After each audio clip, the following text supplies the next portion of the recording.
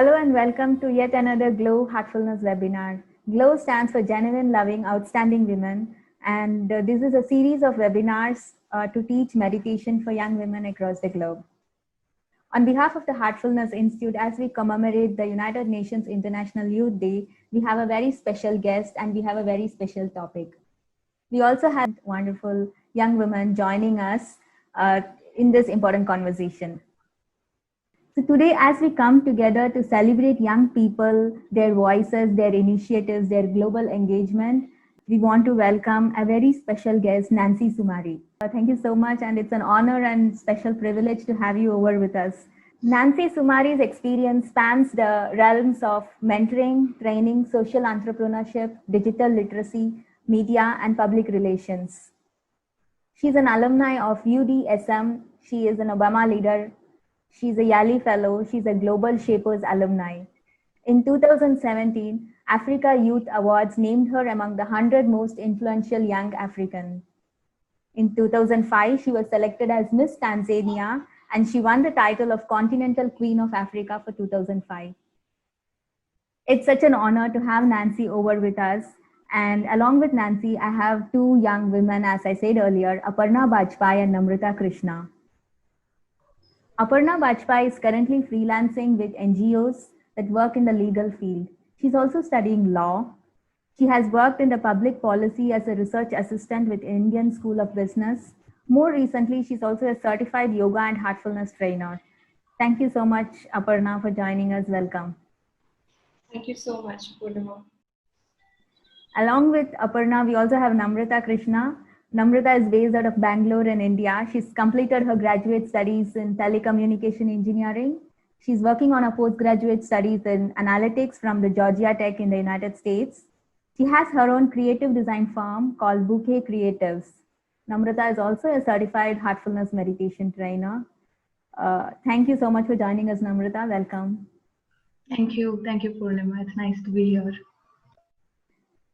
So as we begin this webinar titled Youth Engagement for Global Action, which is the theme given by the United Nations on this International Youth Day, I hand over the questions. I hand over to Aparna and Namratha, and over to you guys. Aparna, if you have your first question, please go.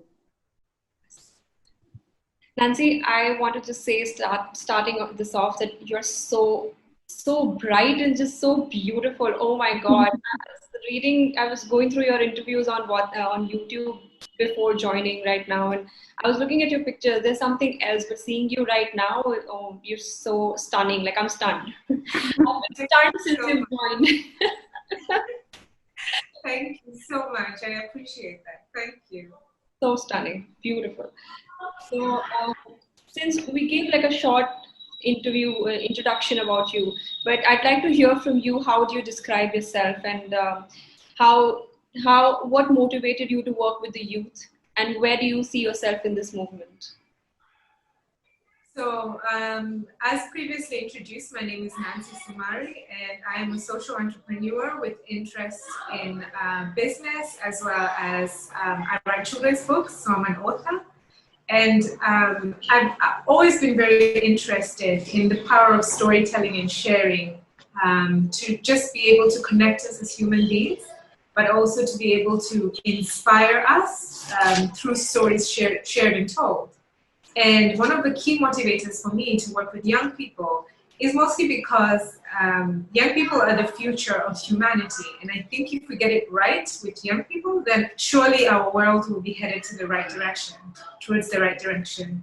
And I think that we are all sort of pressed to the mark of something much greater than ourselves. And I think it's really, really important to highlight this through young people and through being able to inspire them and to work with them and to be able to unearth all of the gifts that we all have, to ensure that they live to their highest and truest expression of themselves, to make sure that they're contributing value for themselves and the community around them. And it just gives me so much joy to be able to be in that space with them and on that journey. So this is one of the key motivators for me to work with young people. Yeah, that gives me my answer. And I wanted to also ask you to speak a little bit more about your digital literacy campaign and elaborate a little bit more on that.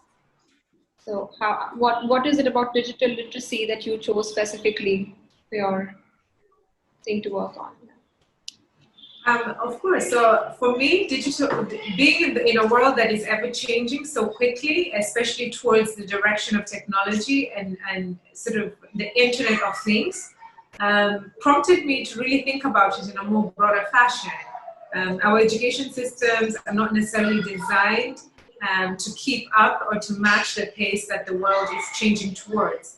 And I felt it important also to be able to remind children and young people that the content that is placed online, they can be able to have a hand in it. So they can become the future content creators. And then they can be able to also be in charge of what that looks like, instead of just necessarily just finding things online and accepting status quo as it is. I think we can be able to also look around to challenges that are surrounding us and be able to have an approach that is more solution-centered, using technology to benefit the masses. And I think for me, digital literacy is really important to be able to also bridge those gaps between developed countries and developing countries. I think it's really, really important for us to create a level playing field for our children and young people. And I feel that technology presents that opportunity. And it's just an exciting time for us to really use technology to serve us and not necessarily be on the receiving end of the stick, where it's all decided on our behalf and we're just consuming everything that's online, but become more intentional about it. Become more intentional about how our children and our young people consume or use technology and consume content. And hopefully that will create a very different space than where we are now. We can be able to really mold it into the way in which that we choose and in a way that really positively serves us. Yes, I do believe that Africa also has a very interesting history when it comes to digital technology and those kinds of things. And I feel like it's very interesting to motivate young people into contributing and even understanding that all the information that is there online has also come from people like themselves. And they can also add to it instead of just receive it from somebody other than themselves. That's what I feel like we're doing, and that's amazing. It's quite empowering. Thank you. I really love the thought where you said we should enable them to, take decisions for themselves using all the resources that they have. That was a beautiful thought, Nancy. Thank you. So yeah, next question is, we've heard a lot about pardon my pronunciation, is it Nagasti Sumari Foundation? It's Nagasti, you got it right. You're one of the few people who get it right. So well done, Namratha. That's okay. So what is this foundation? What are the objectives? I mean, you told us quite a lot about everything that you want to you want to bring into the space. So what specifically are the objectives here? So essentially, the Nagasti Sumari Foundation was founded by my husband and I, and it really was for us to create a space for ourselves and our children to be able to just serve the community and have an outlet to be able to serve through different themes that we're all interested in. So I'm very interested in education and technology and literacy. He's very passionate about agriculture. Our children are passionate about various other different things. And we felt like having just one umbrella that allows for us all to be able to serve in whatever way that looks like.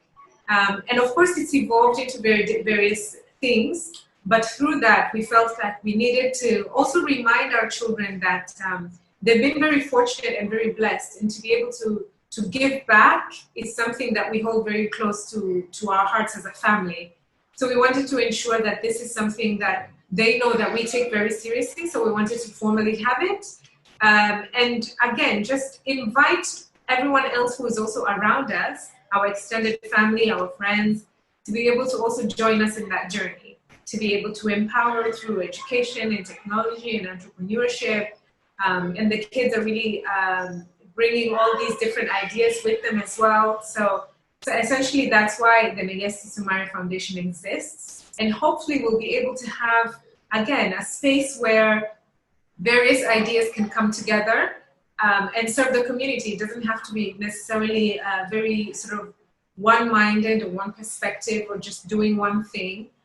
But it's really an envelope that really hosts and homes lots of ideas, lots of just a safe space of ideas and creativity in ways in which we can differently serve our community. Because again, the way in which I might want to serve might really look very differently from someone like my daughter and the way that she might want to serve.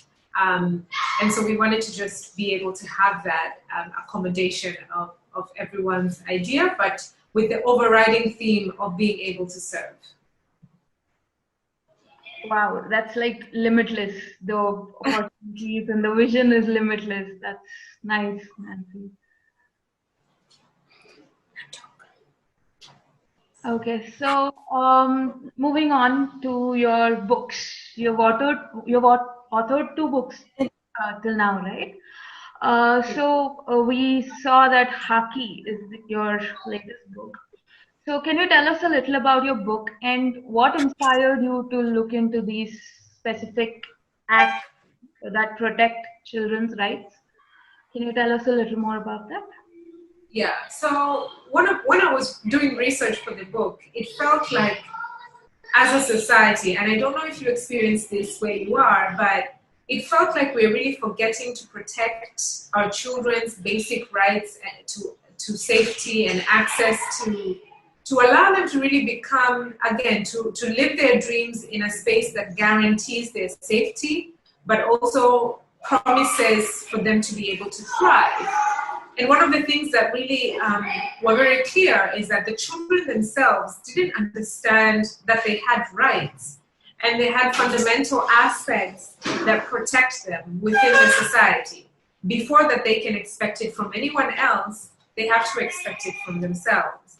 And I felt it was really, really important for me to present it in a way that is in a story form, in a way that children can be in bite-sized form, that they can be able to consume it and remember it, that we can be able to create really a book that will make children start to talk about their rights and children's rights and other children as well, and broadly really create a platform where children, parents, caregivers within the school settings and everywhere else be able to really look at this issue differently. There was a rising number of cases here in Tanzania of abuse of children, really. And if you really talk to any child, or even the victims and the families and children who haven't necessarily experienced any form of trauma per se, but they don't also understand that these rights exist, and they can be able to also demand them, and they can be able to stand up for them and stand up for other children as well. So it really does become an all-encompassing type of situation where the parents know about these rights, the children know about them, the society knows about them, and we're all able to stand and ensure the protection of these children's rights. Because, again, it's not just the children who didn't know about these fundamental rights. Parents know that they're children's rights, but they don't know the details of it. And therefore, if you don't know about it, you are unable to stand up for them, and you're unable to ensure that all these checks and balances are there. So by creating this book and writing it, I'm hoping to contribute to that conversation, to allow children to know about their rights, to facilitate the discussion within the family of the parents and the children, to ensure that the conversation continues even in the school setting, and even beyond that all of us as a society can be able to continue to talk about it, but also ensure that we are really protecting the rights of our children for the long term and the long haul, that all children who are around us are guaranteed that their rights will be protected, and they will again live to fulfill their dreams, and none of those dreams will be cut short just because any of their rights are violated in any way, shape, and form. That's a really beautiful thought. we from India can also relate to this, because many places in rural India have the same economic conditions as those in Africa. So it's a really beautiful thought that you have given here. What languages are your books available in right now, Nancy? The books are available in Kiswahili. However, in the next month or so, they'll be available in English as well. And we're working to translate them in various other languages. Oh, really So looking forward to reading them, because I don't know Swahili. I would really look forward to read them in English. Absolutely. And hopefully we can translate it in your language as well. Oh yeah, we can do that.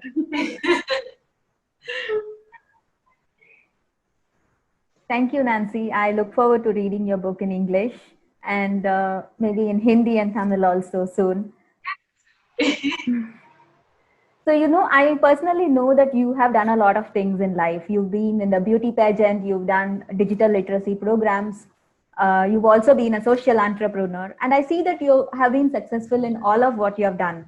So, which makes me, wonder, how do young girls, what is that one advice or guidance which you would give to young women, young girls, while they are in the process of choosing their career, while they are in the process of, addressing their passions, while they are trying to assess what really makes them alive?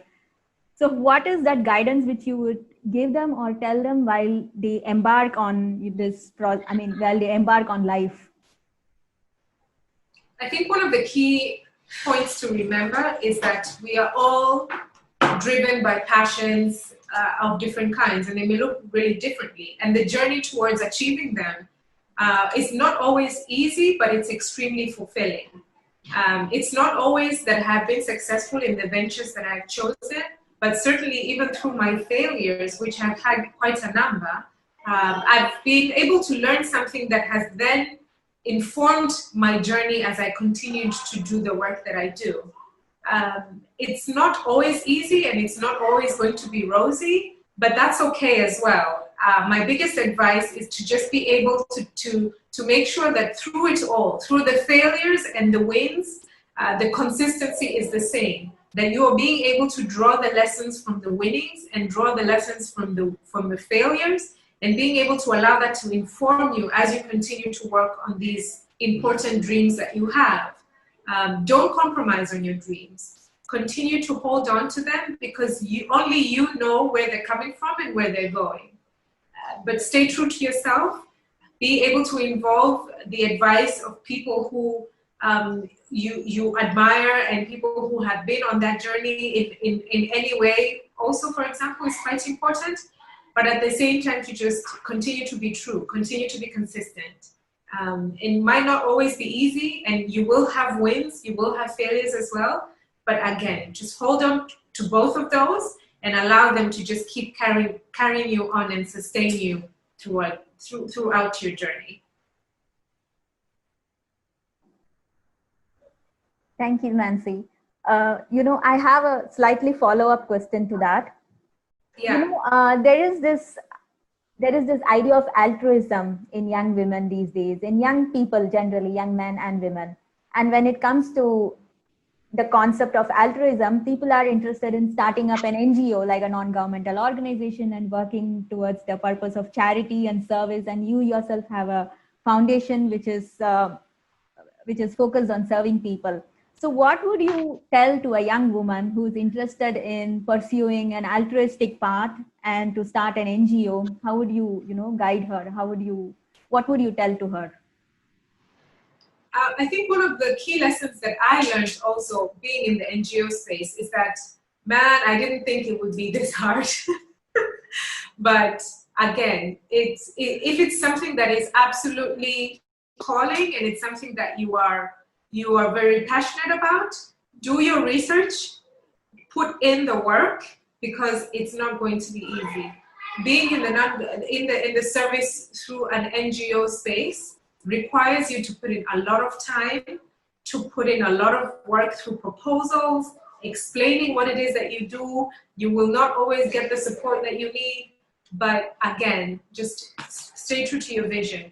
Allow yourself to know that you are putting in the work, and that work will count at some point.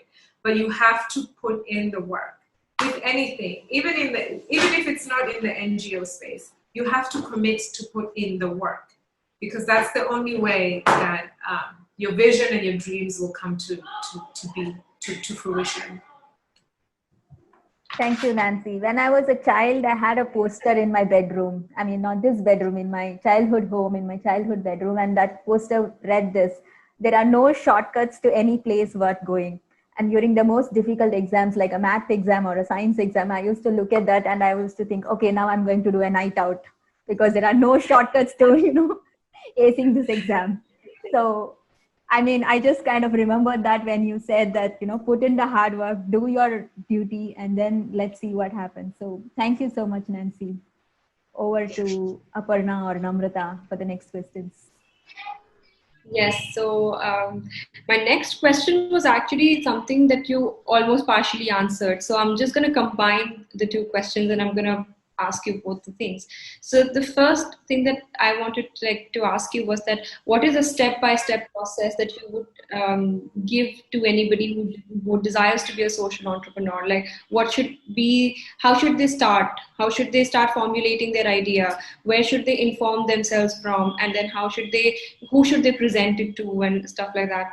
And then the next idea that often bothers me, not bothers me, but I often think about it, that gradually as we are as a world population increases, as more and more resources, even though we create so much, but yet we are moving towards a world where we feel a sense of lack.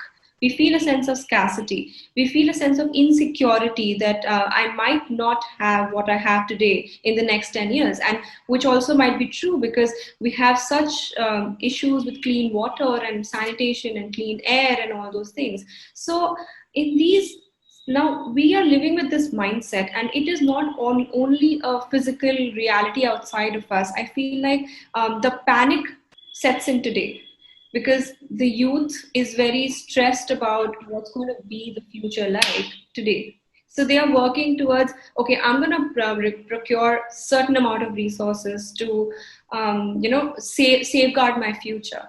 Now in that, I feel like somewhere the altruism gets lost, because then we are only thinking about me and how will I survive and how will my family be and what can I provide for them.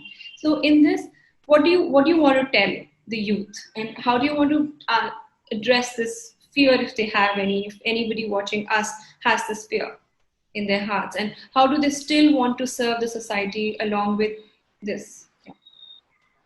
All right, so I'll start with the first question. The first question, the steps that one must take, I think, towards becoming a social entrepreneur, definitely is doing the research. So for example, if you're trying to work within the space of education, you need to understand or pinpoint what exact problem are you trying to tackle in education. Because education has very many sets of challenges. And unfortunately, maybe you won't be able to do them all, especially right in the beginning. So you have to really be able to pick and choose your battles. Pick and choose that first problem that you really want to focus on. And then do a bit of more research as to the exact sort of data around the problem. Be able to have an understanding of the scale of things. And then, of course, after that, be able to work through your ideas. So there's, for example, online, there's these business model canvases where you sort of look at the idea and then you start doing research around the stakeholders, the people that you're serving, and just the intricacies of shaping that idea into a viable business model or a startup. But also, again, just to speak of the stakeholders again, look at anyone else who's working within this space. Try to reach out if they're willing to speak with you. Because again, the good or the bad thing with such problems, especially problems within the social entrepreneurs space, is that you won't be able to do it all. So you're not really competing, you're really just combining efforts towards a shared vision. So reach out to your peers, reach out to people and different stakeholders working in this space, have an understanding of how they work, what are their challenges, what are the successes, and what lessons can you be able to draw from that? And be able to, again, talk to a few peers, put together a small team, even if it's a team of volunteers, to start working on the problem, even if it's on a very small scale. Because in very many ways, before you even get funding, for example, for your work or your ideas, you have to sort of have a proof of concept. And through that proof of concept, it will require your own efforts to be able to go from 0 to 1. And that's a really critical step, because everyone else really wants to know, okay, so you have a great idea. And really, a lot of people have great ideas. But what sets us apart is the person who has an idea and the person who actually works on that idea towards fruition. So that will already prove yourself to be someone who is committed to putting the work, however limited the resources might be. And it just, again, it will allow you to, again, draw from a lot of these lessons. You'll be able to know and measure yourself as a leader, as the owner of the idea, for example, and your ability to also work with others towards bringing a vision to fruition. So yes, that would be my thoughts towards that. But also your second question as to how and the space that the young people are in. I think we all experience that, but I think a lot of it has to do with the conditioning that we've had to think of the things that we absolutely cannot live without, for example. Of course, our climate and our world is looking very differently from how that of our parents looked, and likely it will look very differently in the future. I'm really confident that as humanity, we can be able to come together and put a stop to the way in which we're treating our planet. But until then, it also will require us to think very differently about the things that, for example, make us comfortable and make us happy. Do we really need all of the things that we have? Likely not. If I'm to think of myself as well, perhaps I can do a better job in as far as accumulating the things that I have. Slice them into half, for example, and also create that space for others, but also allow myself to free off of things. I think we all can do a lot of introspection when it comes to that aspect of things. I think a lot of our forefathers were able to survive and thrive with very little. And I think this is also something that we all can think about really, really deeply as to all of these resources, all of these things that we think we need. Do we really need them? I think we're able to survive with really a lot less of what we say consume, of what we think makes us happy, and so on. And I think it really is, we have gotten to a point where we really need to think about this really deeply. And thankfully, there is an awakening that's already happening in a lot of our societies. And hopefully we can be able to carry on this kind of thinking and this conversation long term, to be able to just absolutely change our lifestyles, change what we consume, how we eat, for the betterment of our planet, but also for the betterment of our own souls. I think we're able to really lighten it up from within, and it's a high time that we are able to do so. To worry about the future of things, I think is going to be really misplaced with a lot of young people. Because again, it's an exciting time to be a young person in the world today, because you're able to really design your lifestyle on your own terms. Of course, we're not, for example, even as women, we're not where we want to be, but we're also not where we were. So that journey of transition continues to be. On our own terms, we can be able to also decide the kind of life we want to live and the kind of world we want to be a part of. And I'm glad that even if it's not happening in the speed that we want, it's happening. And that counts for something. And even we can be able to see how we can contribute on an individual level, on a group level, on a peer level, and very soon we'll be able to see the change spanning throughout the globe. So hopefully that happens sooner rather than later. Yes, I think I agree with you on this. Absolutely. It is such a, I mean, your answer gave me such an interesting perspective that do we really need all that we think we do? And we can, I mean, actually, we come from a point, when we compare our forefathers and how they lived. And that is true, that they did not live out of as many resources as we have at this point of time. And we think we need 3 sets of different kinds of coffee mugs, but do we really do that? And our behaviors of consumerism and all those things. And that understanding is still, I feel, in India, it is coming, but as you mentioned, it's slow. So I do feel like if more discourse can be on this, and more talks could be made on this, like especially for Indian youth, because I feel like the whole idea of consuming and accumulating, and even though it creates so much clutter after a point of time that you want to just give it all up, and internally I mentioned that it's not even good for your soul, because we crave simplicity. However, as we move towards simplicity is when we feel more peaceful. But as a society, we are also being pushed towards consuming more and more and more every day. So that's a very interesting thing. I feel like if the youth can start begin to think like that, and I think the change is coming, but slowly, yes. But yes, it is coming. Yeah. Thank you so much, Nancy, and thank you, Aparna. It was very interesting the way Nancy mentioned it, that our parents, our forefathers, they lived in a different way, and we live in a different way. But with the COVID situation, the onset of this COVID situation has really given us perspective.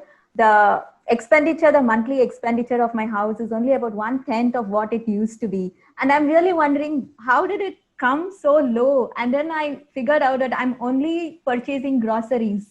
I'm only filling up my pantry. I'm not doing anything else. I have all the clothes I need in my life. I have all the shoes. I have all the bags.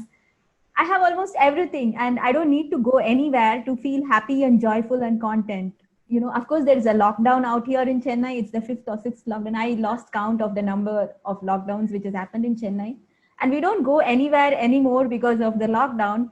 And we don't spend out in restaurants. And it's like 1/10. You won't believe me, I'm not bluffing. It's like 1/10. And where does all this money come from? Where does all the money go to? And when I'm not going to purchase clothes, for example, so much of water consumption is conserved. There are so much of dyes which are not going to be used, and that is going to not pollute the water. So, change is coming, and it's coming slowly. Sometimes it's coming quickly. Sometimes we are forced to change because we are forced to change. So thank you so much, Nancy and Aparna, for, this wonderful, enlightening conversation. Yeah, no, one small experience I want to add of my own was that I wanted to have cheesecake the other day, and I cannot go ahead and buy cream cheese. So I was like, okay, so now I make my own cheese, and then I have to make my cheesecake. So now that is again something I never thought I'd ever do in my life, and I'm so glad to have that experience to make something like that for my loved ones, for my family from scratch, and that experience is so fulfilling. It's beautiful. So going back to something you said earlier, you said life of an entrepreneur, especially a social entrepreneur, is hard, right? So of course there's vision, there's commitment, there's focus. Anyone who's on this path, they have all this, but there are times when there is a lot of overwhelming doubts, when there's a feeling of overwhelmness. So how would you focus on what is important? How would you focus on productivity and just kind of stay away from the overwhelming feelings? Do you have a mantra for it, or are there any changes in your lifestyle that you've done to get into this zone? Thank you for your question. It's a really important one, because it's even as women, we can already feel the overwhelming nature that, for example, situations like COVID have presented, that you have to still make sure that your family is taken care of, and your work, for example, is taken care of, your mental health is in check as well, and all of those other things. It's true that I definitely get overwhelmed, and I get overwhelmed perhaps more times than I want to, because again, it's not always easy. I take comfort in the fact that I'm not alone in this struggle. A lot of women go through the same thing. I take steps, however. I meditate, I play sports, I try to be able to carve out some me time in however way that looks. I make sure, even if it's 30 minutes, I am able to just make sure that I am very much fighting for my time to have, just to carve out a space, to check in with myself, check in with my mental health and how I am feeling on that day, and if there's anything that I can be able to do. Oftentimes, it just comes down to a deep breath. Sometimes it goes towards reading a book, hanging out with my friends, even if virtually these days, being able to just do the things that really make me happy. Spending a lot of time with my family has also changed my perspective as to what is important, and why I'm getting overwhelmed, for example, while the fundamental of things is right here. I have everything I need, and everything is okay. Even if things are looking differently, at the end of the day, I still have my breath, I have my health, and I am able to see my loved ones healthy and happy. And it just completely changes the way you're thinking about things as well. For example, even back to the point of failing, I believe that we should be able to start looking at these things in the same way. Looking at a challenge the same way you would look at a win, for example. It's a situation that comes towards you. You are able to just deal with it with a level head and move forward. Because the good or the bad thing is that these things don't last. A challenge will not last forever. Sometimes you can be able to either find a solution towards it or just look at it differently. It's a matter of perspective. And I think also shifting perspectives has really, really become my go-to space. I'm faced with challenges. I want to look at it differently. I want to see who I can reach out to help me.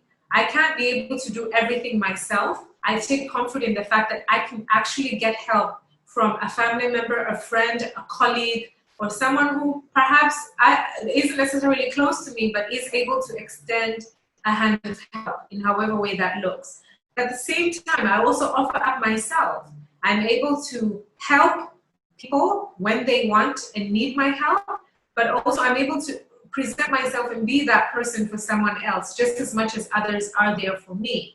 And it just begins to create a space for you. It creates a bubble of safety, a safety net, if you want, if so to speak. That I know that however way I am overwhelmed, I have a tribe that is able to hold me up to light, in however way that looks. Help might look very differently. Sometimes help is just, it's a word. It's a comfort. It's reminding you that you have a friend. It's reminding you that you have a coworker.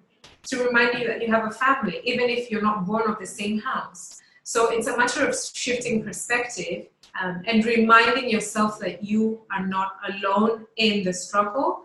And if you do feel alone, take a deep breath and just feel that you at least have the universe and the universe has your back. That's really interesting because this was something that I did notice in myself in the last week. I realized that whenever I was feeling overwhelmed, I would go to the garden and I would start planting something. So it really makes sense what you said. So how about distractions?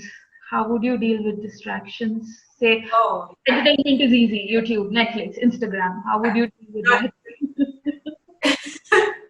Not easy, because again, there's so much access, there's so much content, and it's good too. So it's very hard to sort of be able to run away from it. I have created a mental check for myself. Sometimes if I'm on the phone too much, I can just feel already something telling me, put the phone down. I begin to also become very intentional of the time that I spend working. So I'm intentional to say, I'm going to spend the next hour and a half just working. And then I am going to spend the other hour doing something else. So very intentional with it, because if I approach it with that intention, it really changes the way that I do it. Also, if I'm at work and then I'm being distracted on the phone, and it does happen as well, but I do, something in me just already prompts me and reminds me, look, you're on the phone, but this is time to do something else.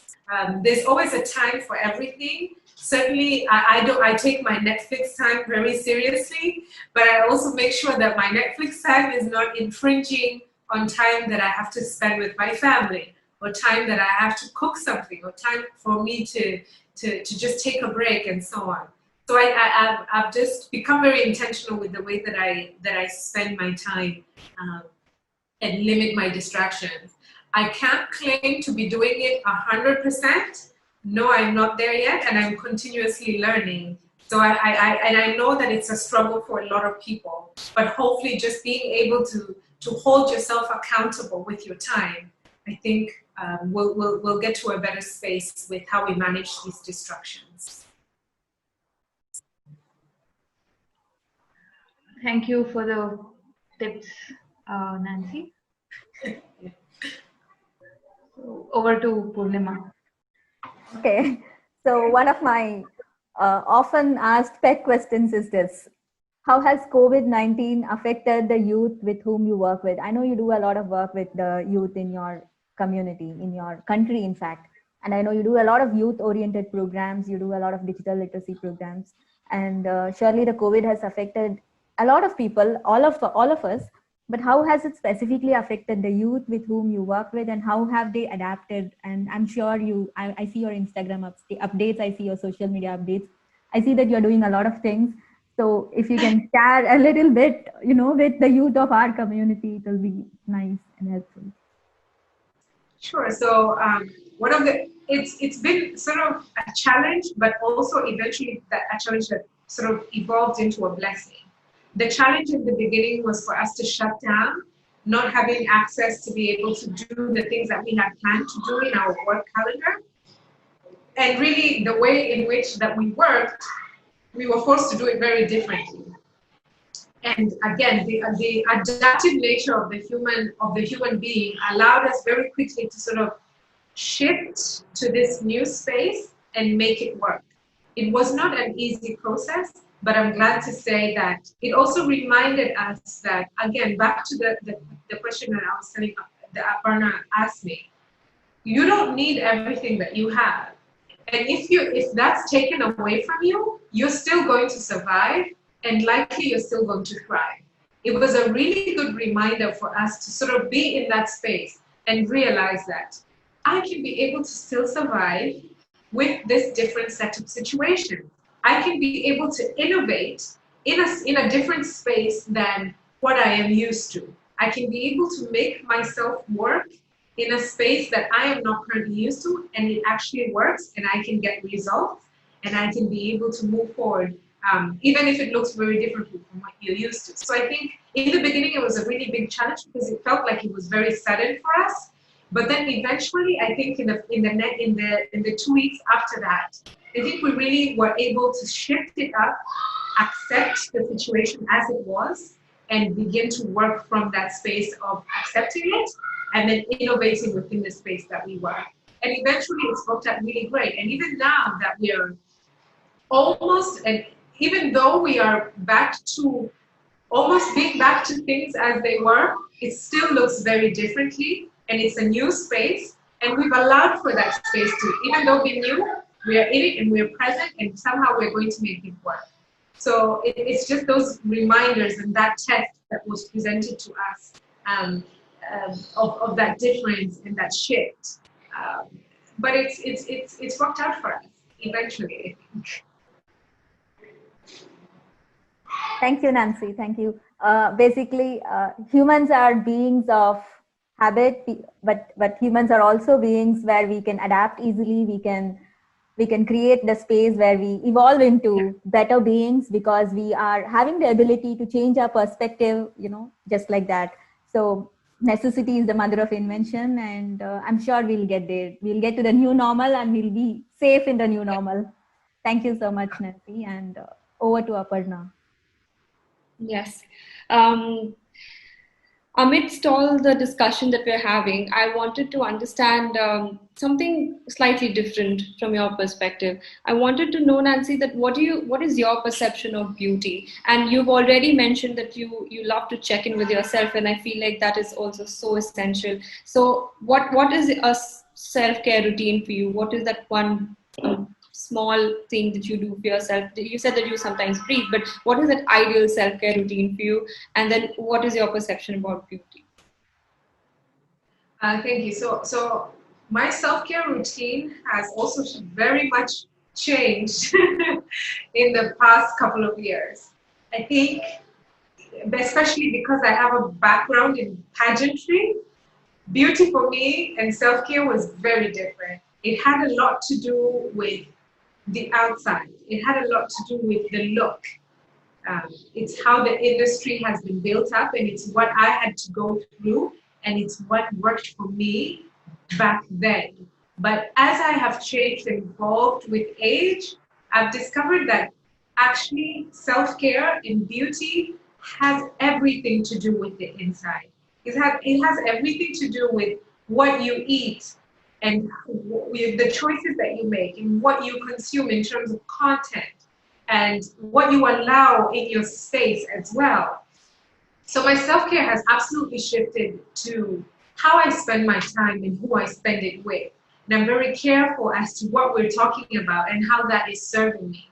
What am I watching on TV? What am I consuming and putting inside my head? And how is that going to translate later? And how is that going to inform my thoughts and my feelings? What am I eating? And how is that affecting my body and how I feel? Is it also, again, serving me in any way? Is it going to affect me long term, and so on and so forth? So I think my idea of beauty has really shifted in that sense. Again, it's not always easy, and I'm not always managing to do it because I don't mind to do my nails, for example. I still hold on to a few things, but at the end of the day, the bulk of it has completely changed from what I used to think makes me beautiful and makes me feel good, and how I then in turn take care of myself and the approach that I have. Absolutely inside out. It's been remarkable since I've made that shift. And I would reach out to everyone who's listening to just also try it for themselves. Try to be able to really change yourself from the inside out. And I think everything else takes care of itself after that. I think you're able to, if you're genuinely happy, I don't think you can hide that you're genuinely happy. If you just feel good, if everything is just working in perfect harmony, you are unable to hide that from the inside. And I would just encourage everyone to try that out and see how that works for them and how that serves them. Thank you so much, Nancy. I sort of knew that was what you were going to say, and that's why. I wanted this to be out there because this is so essential for young people in these times when there are such high standards and just skewed standards of physical appearances and all those things. And it is so important for us to find our own space and to be happy within before we work on the exterior. Yeah. Thank you. Thank you. So, Aparna and Namratha have listed down a few rapid fire questions for you, Nancy. Like, I don't know what is it with rapid fire and young people always. My son always comes and says, Amma, 5 questions. And he says, what? And I'm like, wait, let me think. So he says, no thinking, just rapid fire. So over to Namratha or Aparna, whoever wants to go first, over to you, rapid fire. Starts now. Yes, so the first question is, what's your favorite book? My favorite book at the moment is Sapiens. My favorite book before was The Alchemist. What's your favorite movie? My favorite movie was Out of Africa, but I keep watching lots of movies that I find interesting, but I'm a very old soul, so I like watching old movies. And what strikes me the best about Out of Africa is the story of a resilient woman who left everything she knew and moved into a new space, still made it work, still went through challenges, but eventually became the hero that everyone needs in their lives. What is your favorite song currently? My favorite songs are, it's actually a song without words. Google it, you'll like it. Okay. I didn't catch the name. Can you tell me again? Sorry? I didn't catch the name. Oh, so it's a song without words. It's actually a whole playlist. It's songs. They have no words, just the sound. It will change your life. Oh, it's called Song Without Words. It's an album. It's called Songs Without Words. Oh. The name is Songs Without Words. That's the name of the album. I'll share it with you, Purnima, and you can share it with the girls as well. Yeah, I'll share it with all of us who are listening also. Yeah, absolutely. All of us who are listening as well. Nancy, who's your favorite internet celebrity right now? Favorite internet celebrity, Barack Obama.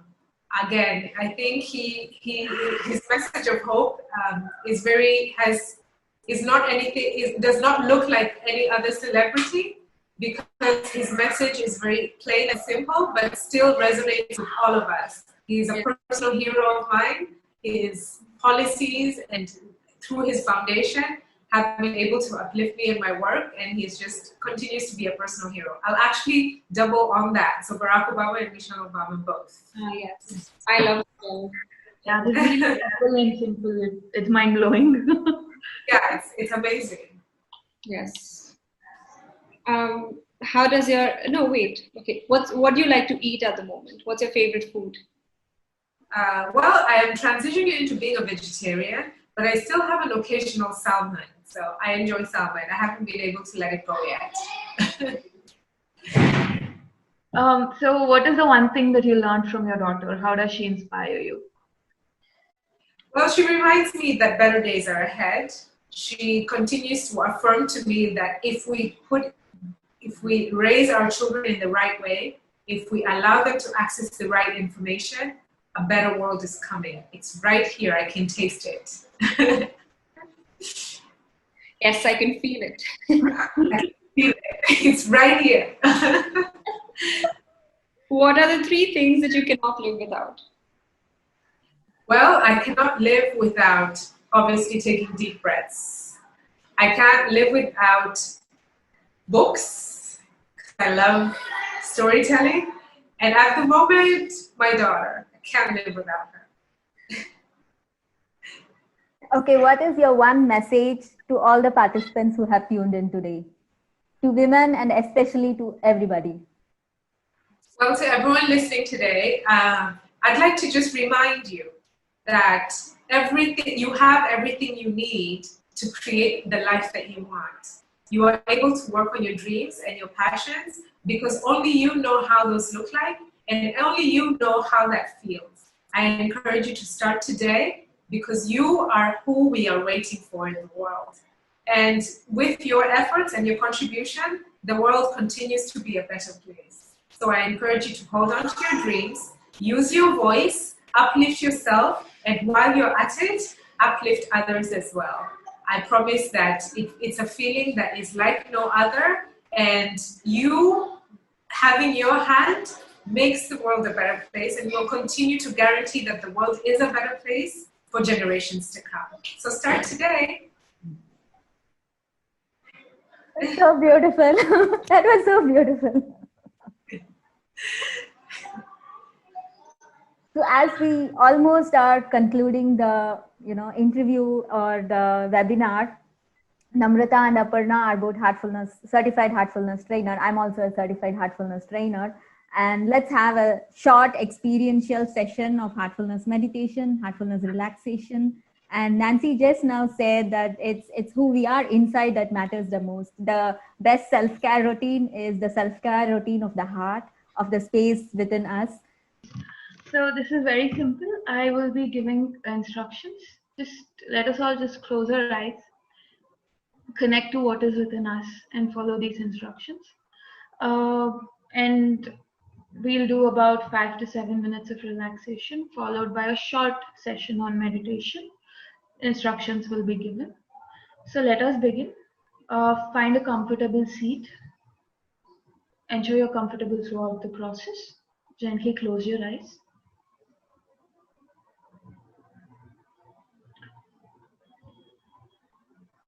Bring your attention to your feet. Wiggle your toes if you need to.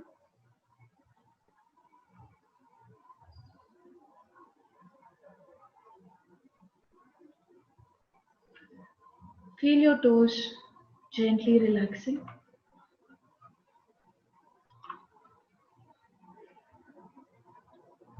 The heels and the soles of your feet are also very gently relaxing.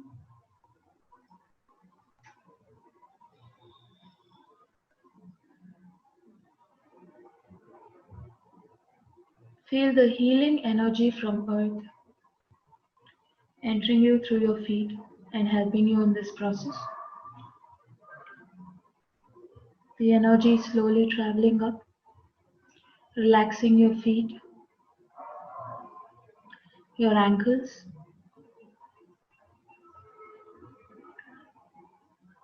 They're gently moving up, relaxing your calf muscles and your knees.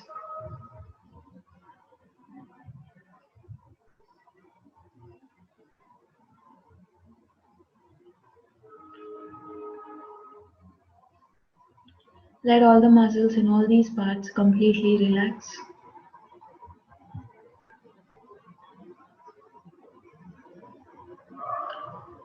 Gently direct the energy towards your thigh muscles.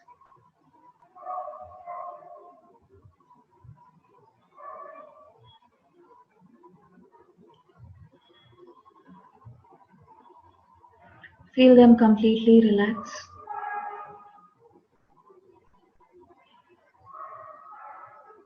This is a very gentle process.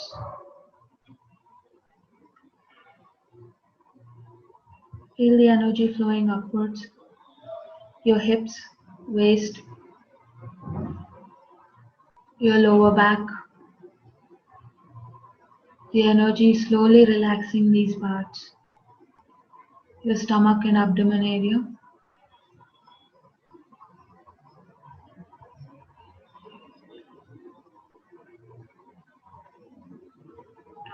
Feel all the muscles attain a deep relaxation.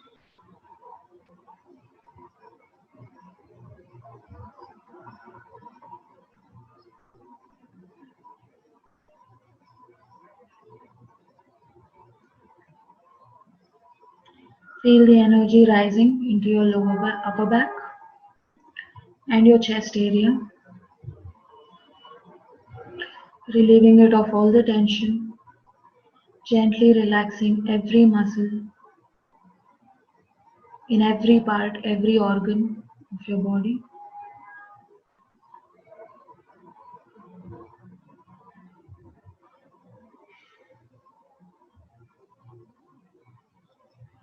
Gently feel the energy flowing into your arms through your shoulders.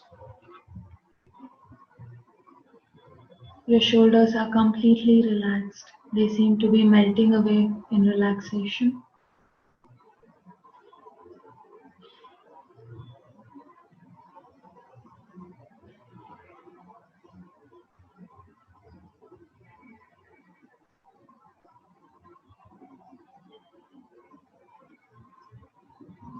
Feel the energy flowing through your upper arms, elbows, lower arms, wrists,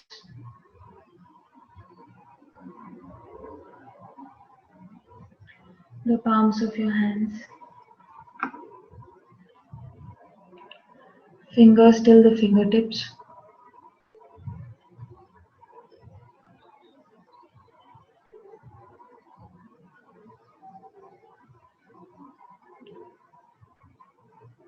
All the muscles in both your arms have attained a deep and complete relaxation.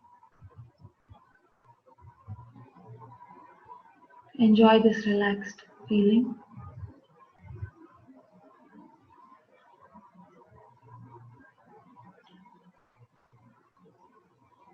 Gently shift your focus to your neck. It is relieved of all the tension, of all the stress, and it is gently relaxing as the energy is moving into your neck.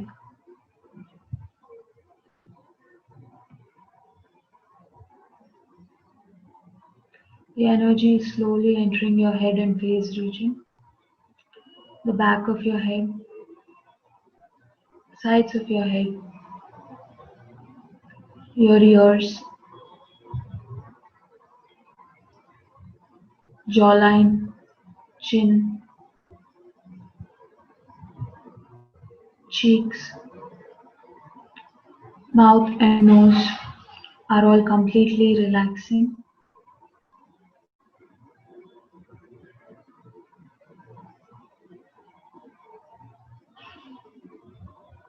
Your eyes are very gently closed and completely relaxed.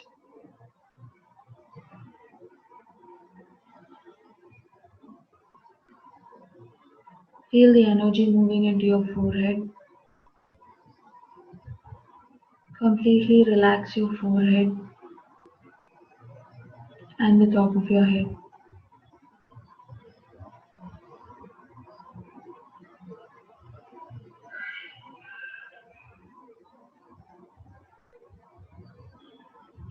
Scan your entire body from the top of the head to the tips of your toes.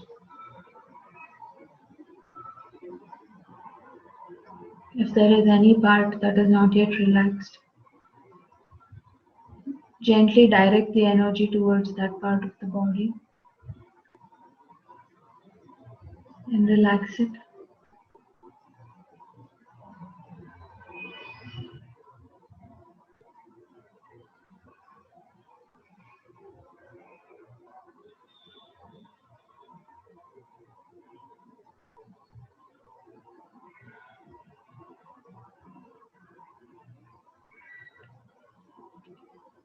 Gently shift your focus to your heart.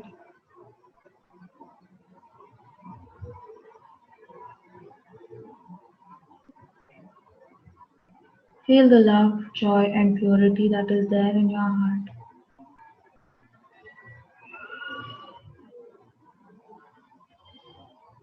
Give yourself a very subtle suggestion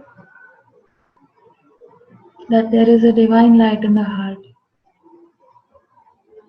It is attracting all your attention towards itself.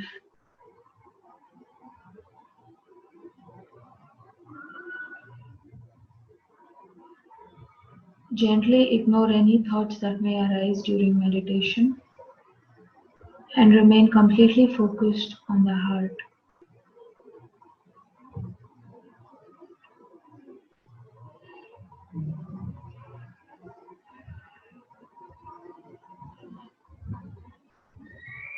Let us meditate. Please start meditation.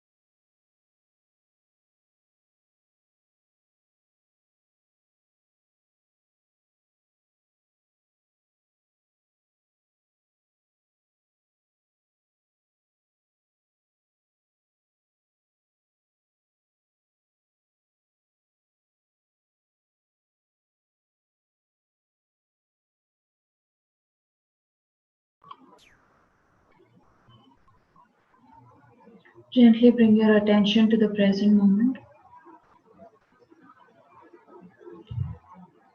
Open your eyes when you feel like.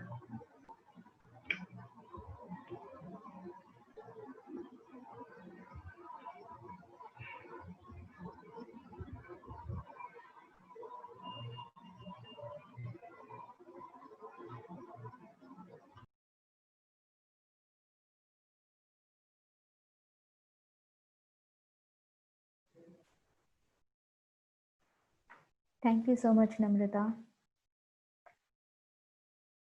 Thank you, Purnima. If you would like to continue your heartfulness practice, please log into heartfulness.org. And there are a lot of resources there, and you can also get in touch with a trainer.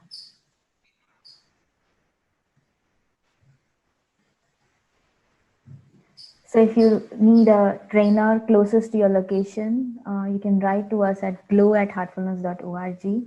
And if you have any feedback about this webinar, or if you have any questions for Nancy, for Aparna, Namratha, or for to myself, you can write to us at the same email ID and we'll get back to you. There are 2 Heartfulness webinars, the Glow series, which right now you're part of, and the Pearl webinar series. At any time, you can log into these websites mentioned here and watch all the webinars. There are so many different ways you can stay connected with Heartfulness. You can download the Hearts app, which is a mobile app, and you can log in and get in touch with a Heartfulness trainer instantly and have a Heartfulness session with them. There are the Udemy courses by Daji. There are a set of 10 courses about heartfulness, about the practices of heartfulness, and they are quite a delight. The Heartfulness magazine is available on the heartfulnessmagazine.com website. The e-magazine is free to download. There are 3 free meditation masterclasses. These masterclasses are conducted by Daji himself. The first one is about how to meditate. The next one is how to rejuvenate yourself, or the cleaning process. And the third masterclass, the most very beautiful one, is about how to deeply meditate or how to deeply connect within to our hearts. So please, after this beautiful experiential session of heartfulness meditation, I would really encourage you all to go check out these 3 masterclasses, which are free, and they are present in this website. Thank you so much. Thank you so much for joining us in today's webinar. And it's been a complete honor and privilege to have Nancy over with us talking about youth for global development, for sustainable development. And thank you for inspiring not only just Aparna and Namratha who are here with us. Thank you for inspiring all the youth from the Heartfulness Institute. Thank you for inspiring all the youth who have tuned in to listen to this webinar, and the wonderful, amazing women who are here with us. Thank you. I have my mind blown by you, and all the things that you told us today was so helpful. Thank you. Thank you so much. Thank you so much.